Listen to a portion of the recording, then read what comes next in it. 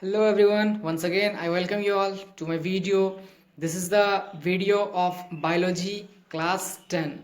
So in the previous video we have talked about how the glucose were breaking down all these things. That means aerobic respiration, anaerobic respiration, how glucose is breaking down in the lack of oxygen. That means while we run, what the things were formed, why there is a cramps in the muscles while running, while performing gym. So how to get rid of these things we have read. Now in this video we are going to read the respiration in plant. So I think in the last part of the video I have just discussed about that means very small thing I have discussed, but over here in this video we are going to read in detail. So let's start. Here we are reading the respiration. So respiration, as we all know, that respiration is very important. So why respiration is important? As we have read in the previous video that respiration is a process where we just that our body or the plant, that it break down the food to get the energy in the form of ATP. We have read this thing in the previous video. So today we will read about the respiration in plant. So what is respiration in plant?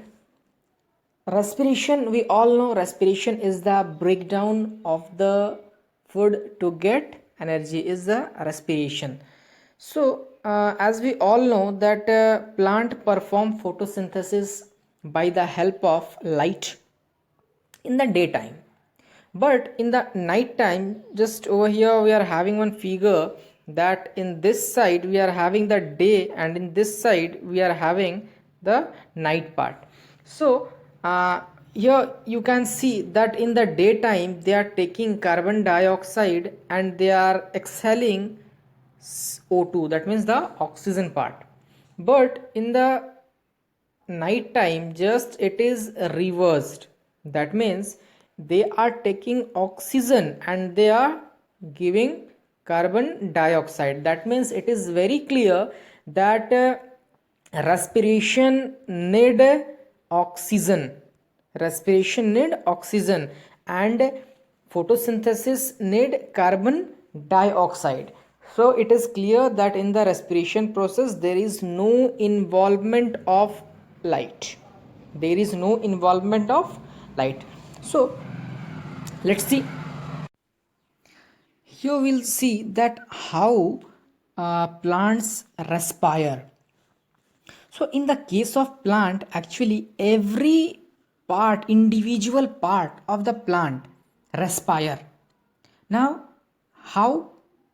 That means if this is the root part, if this is the root part, the whole root part will individually respire.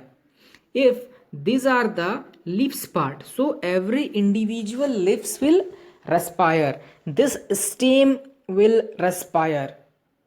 So how if we see in the case of us, that means human beings, we can see that is our individual body is respiring, is each and every cell is respiring? No. We can see that just from the nose we are inhaling, just from the nose only we are exhaling.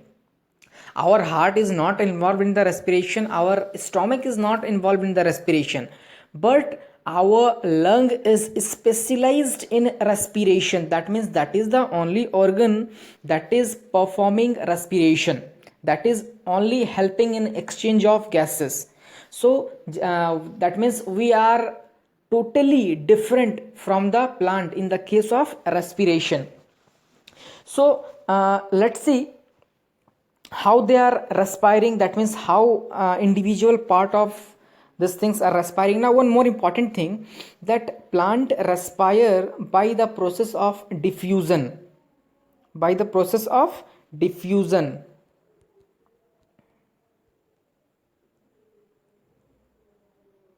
Now what is diffusion? Diffusion, that means the movement of molecules from higher concentration to the region of lower concentration is known as diffusion. I am repeating it again. Diffusion means the movement of molecule from the higher concentration to the lower concentration is known as diffusion. That means plant respire by the process of diffusion. So let's see how they are respiring. So if we see the structure of the root, that means as I have told few seconds ago that plant respire through the roots. So plant respire through the root hairs. You can see these all are the root hairs and this is the ground level. So and these all the brownish colors, these all things are the soils. So in between the soils there is a gap present, you all can see in the structure very clearly. So in this gaps the air molecules are present, that means the air is just present over there.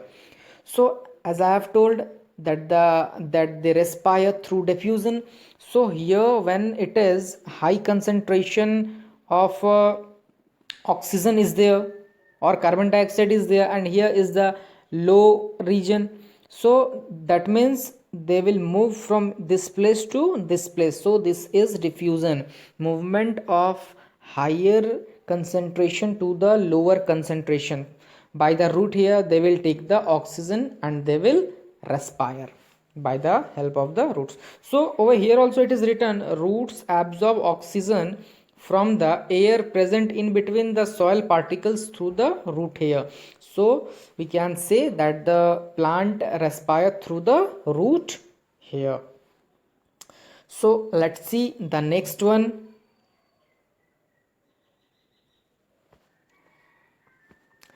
As I've told that plant also respire through the stem part.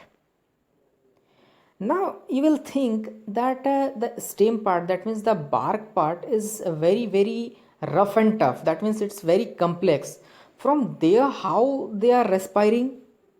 Actually they are having just in this area, that means in these sections they are having a very simple or we can say soft cells, that means in the form of lenticles they are having.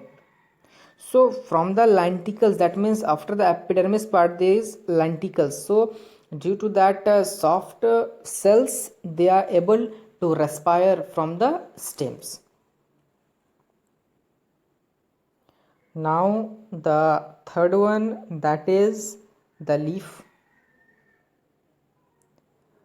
Now this is the structure of stomata. So if you see a leaf just like this,